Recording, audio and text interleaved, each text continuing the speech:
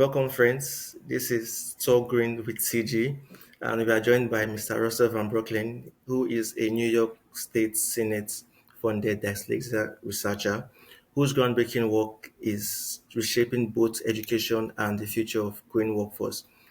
Mr. Russell pioneers an innovative literacy program that places word analysis first, enabling high motivated juniors and seniors to leap from a middle school writing level to the average performance of entering graduate students on the GRE analytic exam assessment, and extraordinary 7th to 8th grade level jump in just 1 year at all under $900 per student.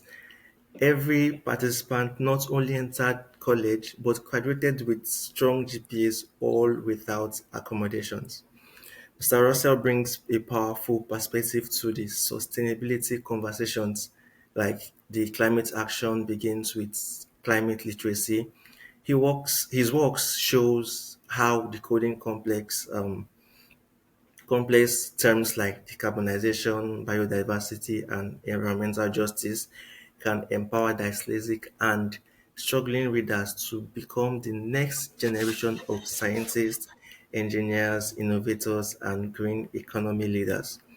From transforming a student's personal passion, whether animals, engineering, or climate science, into a gateway for strong reading and writing skills, to scaling high interest paragraphs into full reports and policy level thinking. Mr. Russell offers a unique evidence based approach that connects educational justice with real sustainability outcomes. We are thrilled to welcome him today to explore how solving the literacy crisis is essential to building the climate workforce of tomorrow. Once again, you are welcome, Mr. Russell. Thanks for having me. Do So, just how I got started in dyslexia and why I have an interest in the environment. Back when I was around your age, I wanted to know how laws were made. So, really, if you really want to make change, private sector is nice, but the public sector, the government, really has its hands on the steering wheel. okay? So I went to the New York State Assembly internship back in the late 90s, and I showed up and I said, "Oh, here's my neuropsychological evaluation. I have a first grade reading and writing level, which is equivalent to a 6-year-old child." And they said, this isn't going to work. So the director goes up to the speaker's office. You remember, this is our lower house of our parliament in New York State. And the speaker said, "You have to accommodate this kid. We accepted it. We're not going to send him away." So they formed a committee and they moved me from the legislative office building to the Capitol in the Majority Leaders Program and Council's office. That's important because that office runs the assembly day to day, and it was a much better internship for me. They had 3 administrative assistants who could help with my horrific writing. For my research, I did a massive, long presentation, which was a very standard accommodation for me back then. And they recommended an A minus or a 3.67 out of a 4.0 scale. Wow. Goes back to our flagship public university campus, the State University of New York Center at Buffalo, Political Science Department. They looked at the extensive accommodations that I was granted uh, by actually the New York State government itself, and they said, "We don't like these accommodations. So here's your 15 credits of F." Yeah, they Wow. flunked me. Yeah, and that Wow. just ripped my GPA to pieces. Ah, So, so at that that point, must have been so heartbreaking. yeah. So, well, at that point, I said to heck with it. I was. You have to remember where I was. I was in the Majority Leaders Program and Council's office. I knew the important people by first name. I worked with them. I stayed after 5 o'clock. I did extra projects, Wow. so I could just call up and meet them anytime. That access was really valuable. All right. Yes. So instead of taking advantage of that, I ended up going off to law school to learn to read and write. Second day in contracts, the professor calls on me. What they do at the beginning of law school when nobody knows anything, doesn't know anything, is they keep asking you questions until they embarrass the heck out of you, literally flatten you, and then they move on to the next victim until you adapt. That didn't happen to me. Oh, They called on me, I answered. He kept calling on me, I kept answering. Went on for 5 minutes, 10 minutes, 15 minutes. I'm his equal. At the end, the professor raised his hand and said, Russell, you couldn't be any more correct. I have to move on to the next case. I learned law school in that 15-minute debate. I learned to read within a month. I learned to write within a couple of years. So then I had to go back and I was like, okay, I want to help students that were like me. I was told I was highly motivated, highly intelligent. Well, I like the compliment, but that's what I was going after. So I went back to my old high school, Averill Park Central School District, right outside of Albany, New York, our state capital. And after it took years to do this, I finally got the New York State Senate to fund me. So it was a multi-year research study. And what we did is we took highly motivated, intelligent high school juniors and seniors, think 16 to 18-year-olds, and they were writing like they were 12 to 13-year-olds. One class oh, period a day for the school year, they came out writing average of entering graduate school students using the GRE analytical writing assessment. They all went on to college, they all graduated, and it cost New York State less than $900 a kid. Here's why that worked.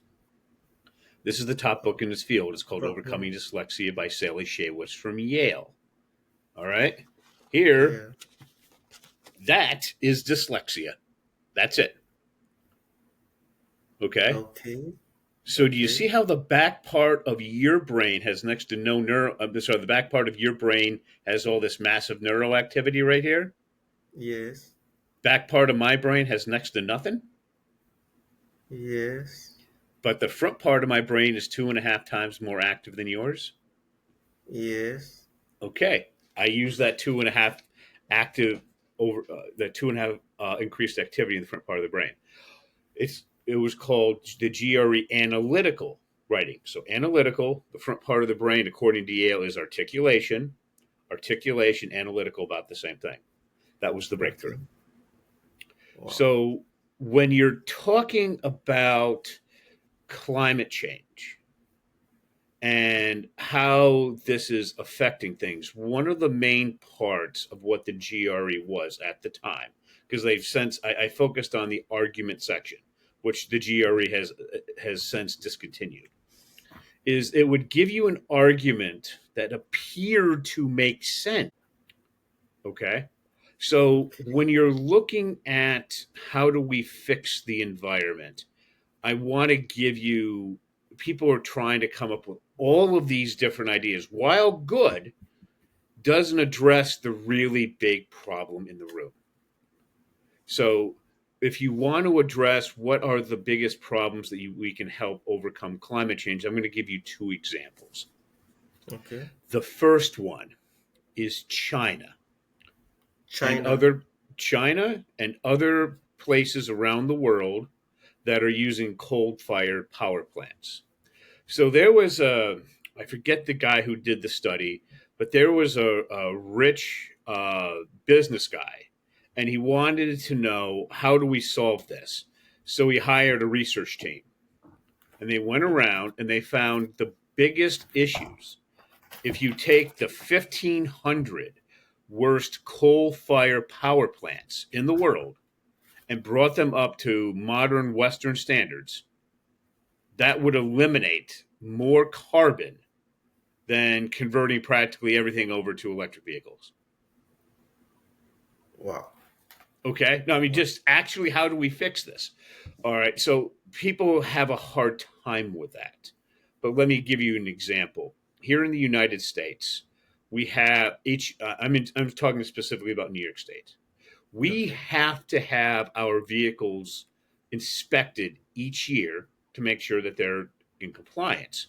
If we don't, if an inspection sticker miss is a $185 fine each time. Yeah, they're not messing around with this. So $185. yes, so the worst ones that I see is at a stoplight. We have these big Mack dump trucks. When they start up, they open up and they spew all this crap in the air. All right. But when I visited India, now this was back in 1999, so this is quite a while ago, I was That's in one quite. of these little rickshaws. Okay. Yeah. You can fit two skinny people in the back of one. Wow. When that thing was running, it was far more polluting than the Big Mac truck starting up. Okay. Yeah. So, so when you're looking at as an environmentalist, if you're going to take the concept of what my original program was about, people are going to say there are all these things that we have to do to save the environment.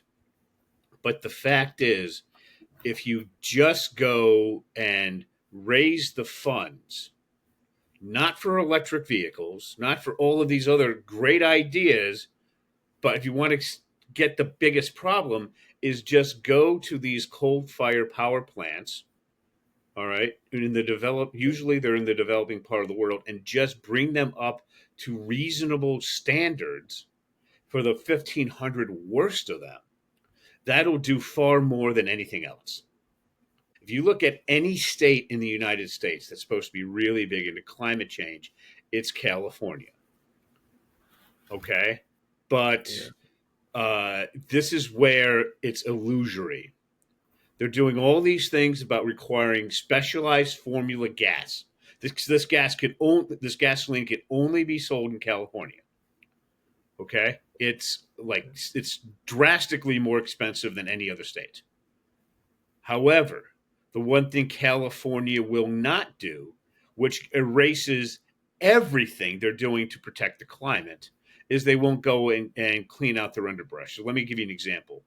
I'm in New York State. Okay, we have this thing called the Adirondack Park. It's one of the biggest natural set aside parks there are in the country, especially east of the Mississippi. We have forest fires starting there all the time, but we it's very sparsely populated. So all these little towns with all these little fire departments put them out all the time. You never hear about them. Why? Because our state Department of Environmental Science will go through the forest and all this underbrush. They will strategically remove it, clear out the underbrush, so in case when there is a fire, they can put it out. California will not do that. So this huge fire they had, this Pacific Palisades fire, they have a plant there that it's part of its life cycle. It does it evolved so that fires will burn it, and then helps recreate itself. It's been there forever. All right, but they won't clear that out. And because they won't clear that out, a little fire that would be a little nothing in upstate New York in our big park, put out by a very local small town fire department, this turned into one of the biggest fires in California history. All of that carbon wipes out everything they do with trying to keep the environment safe because they won't clear out the underbrush. So what I'm trying to point out, you have all of these marvelous ideas about what you can do to really help the environment. But if you don't, the main thing I want to get across from the GRE course that I teach. Okay. Thank you for sharing about your GRE course. But I would like to ask, like, what are the common misconceptions about your GRE course? About what? Oh, Your about the GRE. Well, when you're when I looked at that course, that one is designed. What I did initially, this was over 20 years ago, is we focused on the GRE course where it just ran through so many different topics. And I found that when I taught that to dyslexic students, I had to focus only on the most motivated and the most intelligent. Because a lot of dyslexics, we are academic specialists. We like to focus on our very narrow area of expertise. And a lot of the kids that I teach, it's the environment. They don't want to do anything outside of it. Okay.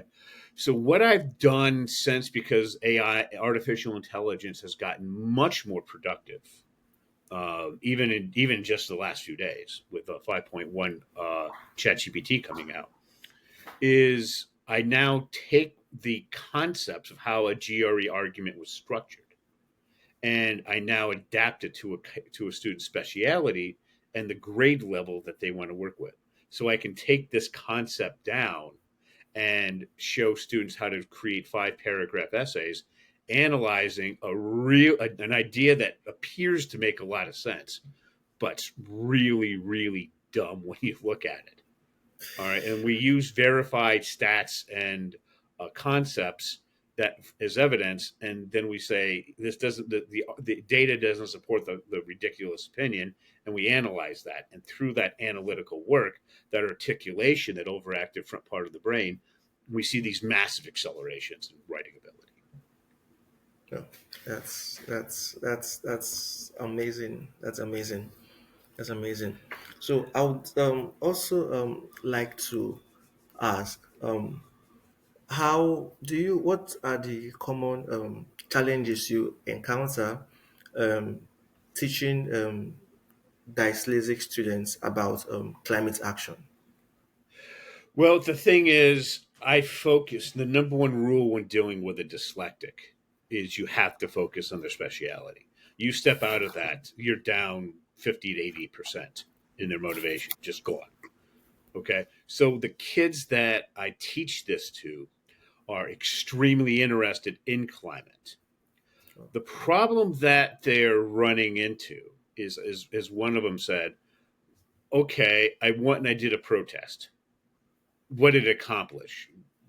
I've raised some awareness, but it's not moving. It's not doing something. I want to move the needle. So then I was looking at it and said, okay, well, what do you want to do? Like, I want to actually be a part of the solution. Okay, well, how do you want to do that? And they're looking at this and they're like, maybe I could go and get a job in the private sector. So I said, fine, go take a look at that. How's that working? And they came back and said, it's not. Okay, go look at it in the government sector. How's that working? And they're just incredibly frustrated as we're moving more towards back with carbon emissions. I said, okay, well, if you're going to look about how to implement this sort of thing, how can you go towards your education and figure out what to do? And really, what when I was talking to her, she came back and she said she was really into. She liked the idea of solar. I said, okay. I said, what's the idea of applying solar to Germany? And I said, look at the cost of, because creating solar panels is, there's a lot of carbon involved in This that. is very expensive. Yeah. Yeah, I said, okay, look at that. I want you to look at putting um, putting the where we put the solar panels. So she looked at it and she came back and she said, "There's all of the." She said, "We're putting all of these solar panels in a lot of Republican states. Why?" I said, "Okay, look at like where we're placing those, especially like in Arizona, in the desert, in the South." And she's finding that the amount of carbon saved by placing solar panels there compared to the cost that made it, huge advantage. Okay, that's what we're putting there. I said, okay, now look at the carbon at the panels, and we put them in Germany. And she ran a calculation. She had to go to different professors because she could not believe this. The sun doesn't shine in Germany, not like it does in the southwestern United States. What she found was the cost of the carbon made by producing the solar panels, which is in China, which uses a lot of coal, okay, and then shipping that to Germany in its operational lifetime, it would not produce enough electricity to stop. I mean, it produced less electricity. It cost more carbon to make it and to ship it than it saved. But if you place Wow. that same solar panel in California or Arizona, it's the exact opposite. So you have to look at the cost of creating it, maintaining it, and disposing of it. Thank you. I also want to. I would like to ask. How can educators and policymakers better support dyslexic students in environmental education? Well, the first thing we got to do is actually teach these kids to read and to write. Okay. Okay. And again, I'm going to point this out. Here's dyslexia again. All Yeah. right. Now, you see that back part of the brain? This is for Yeah. people like you, all Yeah. that neural activity. So let me ask you in your education, because what I can understand is that Nigeria is a very hyper educated country. Okay. Yeah. Uh, and I would say when I'm meeting citizens, people that were from Nigeria in the United States, there's doctors, lawyers, accountants, senior managers, hyper educated tends to be the general standard. So, do you remember back during your education that if you planned properly and you worked really hard, not with every class because we all have things we're not good at, but in general, you did very well? Yeah. Do you remember that? It came down to those two things: planning properly and working really hard, and then you're fine. Yes. Yeah. Okay. Dyslectics, it's the exact opposite. Because again, here's the brain. Our K through college is based on the back part of the brain, essentially. We got next to nothing going on there. Dyslectics excel in graduate school. Okay, let me give you an example. To get New York State funding, I had to have my research approved by a senior professor in the State University of New York system. Okay, people said it was going to take me years. I did it in less than 2 weeks. Not years, That's less than two amazing. weeks. He put A plus, which was more than the bare bones outline. Excellent. Why? Because I had a university wide competition I had to enter, which got me $15,000, which got me the data so I could apply for the real money for the state senate. So, um, so what happened here is when you're talking about dyslectics to get them to read and write, we focus on their speciality. We do not teach them from the general to the specific. You don't ask a dyslexic student, what effect does increasing uh, burnable fossil fuels have on the environment? We have no idea. It's like grabbing fog. That's a general to a specific question. We have to ask, what effect is going to the Bakken, extending fracking, going to have on the local environmental groundwater? We start off with something very specific and then we go out. Because if you ask a dyslexic this, or ADD or ADHD, in your speciality, your area of extreme interest and ability, which here is environmental science, do you have ideas flying around your head at light speed but with little to no organization? They're going to say yes. So then what we have to do is we have to force the brain to organize itself by using writing as a measurable output. That's kind of confusing. Let me say it again slowly. We have to take the dyslexic brain, force it to organize itself in using writing as a measurable output. Because if you ask a dyslexic who's big in the environment, when you're thinking about the environment, do you have ideas flying around your head at light speed? Key question, but with little to no organization. They're going to say yes. So we have to force the brain to organize itself using writing as a measurable output. So as we do that with with the GRE course now, where I have GRE arguments created based on the student's ability, extreme interest, which in this case is environmental science, it comes up with a statement that appears to make sense. It's really quite stupid. Then we use good data and we show you how to correct a 5 paragraph essay based on that. Really keeps the students very engaged. And then once they get to grad school, we own the place day one. Thank you very much.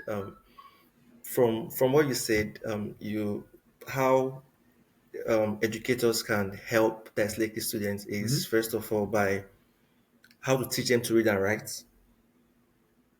Then you also talked Really about focus on until the dyslexic students is at grade level. okay Okay, until until they're they are at at grade grade level. level, until they're there, we need to focus. I call that the intervention period. We need to focus on these rules. Once they're there, they're fine. Like for example, I teach parents to teach their kids. Okay. I just got done with an example of this. Everybody. She's homeschooled her son Reed, who was 10 years old, grade and a half level behind. She just had the state of Ohio pay them $700 to have them tested. This was last December. Reed was reading at the 11th percentile, writing at the 4th percentile. Within 5.5 months, he was reading at the 65th percentile, writing at the 64th percentile. Literally, his mother spent half the time working with him that the school would have, and she taught him literally 7 times faster. Not double, not triple, 7 times. That's Wow. important because his friends told him, Read, over the summer, we want you here with us in public school for social reasons. Now he entered, if it was January, he would have been in special ed, away from his friends, unhappy kid. Now he's in sixth grade getting generally A's and B's, and he's with his friends. His mother did this in 5.5 months. A private school would have been years at 75,000 a year. Oh, Yes. that's pretty amazing. Right, That's but that just gives you an example. So the main thing is, but again, for the environmental side of things, don't trust when someone tells you that this is the problem. Look at the data yourself. All right, and then when you're looking at solving it, go in and find out what the biggest problem is. I'm just telling you, this is something that's important to me, but I don't follow it regularly. I've just taught it so many times. When I tell most people, it's the power plants that are coal, and they don't believe me. And they said, "Okay, go look it up yourself. Look at the worst 1,500, and just a ballpark guess of how polluting these things are." All right, and when they do that, they come back and say, "Wow, this is absolutely horrible." I said, "Yeah." So we can find a way to fund getting these things up to, modern standards, even basic modern standards. That will produce so much less carbon. One of the biggest mistakes that I find is that you're trying to say, "We'll do this for this reason," all these really good reasons. But a lot of people aren't environmentalists. Show them how they can save money, which also helps the environment because they're using less energy. yeah, And yes, yes. that's how you communicate it. Yes, yes, actually, because I remember back then in school, one of the ways to preserve the environment is don't buy what you don't need. Mm-hmm. Yeah. Oh, So when you buy, yeah, absolutely. And if you want to, if people want to understand how to consume goods, I would say take a look at Japan. A lot of my okay, students are like, "What do you mean?" So one of them, I said, "Well, why don't you go over and spend a semester there? Talk to her parents. They not easy when you're in high school, but they found a way." She comes back and she said, "Nobody ever comes over to their house. They always meet out in restaurants. But when they buy things for the house, it's really high quality and it's minimal. It's high quality and it lasts forever." So that's the other thing that I've learned from people with money is they said they can't afford to buy garbage. oh, oh, okay. In comparison to the fuel powered vehicles and the um electrical powered vehicles, like which Mhm. do you think leaves more environmental degrading footprints? Well, I think if you look at what Elon Musk has been able to do, and just why I'm so enthralled with the guy, he launches stuff into space. He's dropped the price of doing that by 95%. Okay, the guy's a Yeah. genius. I think electric vehicles make sense, but if you're in the United, because again, I only know about the United States. If you're in the United States, our government, who spent billions of dollars on these charging stations, I'm not going to spend 50 cents per kilowatt hour when Musk is charging 25 or 30 cents. I'm not going, and I'm just not buying his car because he brought his vehicles down. He started off at like Ferrari prices, and now he's brought them down to BMW prices. I'm not ever going to spend a BMW price on a car. I'd rather, again, if I ever decide to, I'd rather spend that money on a down payment on a house. That's literally the difference of what it costs. So I think electric vehicles make sense. We just got to get the price down so that they're affordable. Wow. And in the United States, we haven't figured that out yet. That's going to be on your generation to figure it out. Truly, truly. So it's been an awesome session with you Mhm. so far. And what would you in Nigeria, like what advice or what words would you leave for us um to feature in these plans of yours? Well, I would do what becomes natural to Nigerians. Become hypereducated in this area, but be careful what you go into. Look around, see where the biggest problems are in Nigeria. I don't know this for certain, but I assume you're probably looking at coal power plants. Okay, I know Nigeria is huge in oil, but you also export that a lot. Yeah, Look at the environmental impact. How are you doing things in Nigeria as far as mitigating the effect of burning fossil fuels in comparison to Europe and the United States?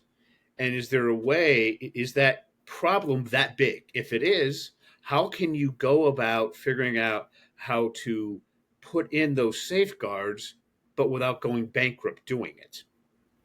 Okay, so because there's a thing about Europe and the United States, we can go ahead and put in those safeguards, but they're too darn expensive. Look what Elon Musk did. He figured out how to drive the cost out of the system. All right, figure out how to do that. What is the most effective way you can do things in Nigeria? Just try to fix local. Or if you're going to go abroad, find one thing and try to fix that. What I can tell you is when I was your age, I was hell bent on I was going to save the world, change everything with dyslexia. I'm now 52. I'm now in my most productive decade of my life. And what I can tell you is if you think about the world's problems, it will crush you, but find out something that you can do locally. Find out how you can find the next generation of stars. That's what I found out. I went around, I tried to find who are the super motivated, the super intelligent kids. Who are the one, and I'm going to focus on those. And that's what I did for years. And then I helped them get to the point where they could go on to university and do extraordinarily well. Focus, find the really bright, the really motivated kids, because I'm not talking about you. I'm talking about the next generation, the kids that are in elementary and middle school. Find the ones there and help mentor them. Help them find how they could have the best impact, and that is pass what you know along to the next generation. Focus on the biggest problems you can see around you, and if you can encourage that, that's where we're going to have the most impact. wow. Thank you so much. Thank you so much, Mr. Russell. It's been an amazing time with you, and I'm sure our listeners are all ready to harness this value you've impacted on them. And I'm certain that when they come across this or listen to this, they are going to take action immediately to live a greener life.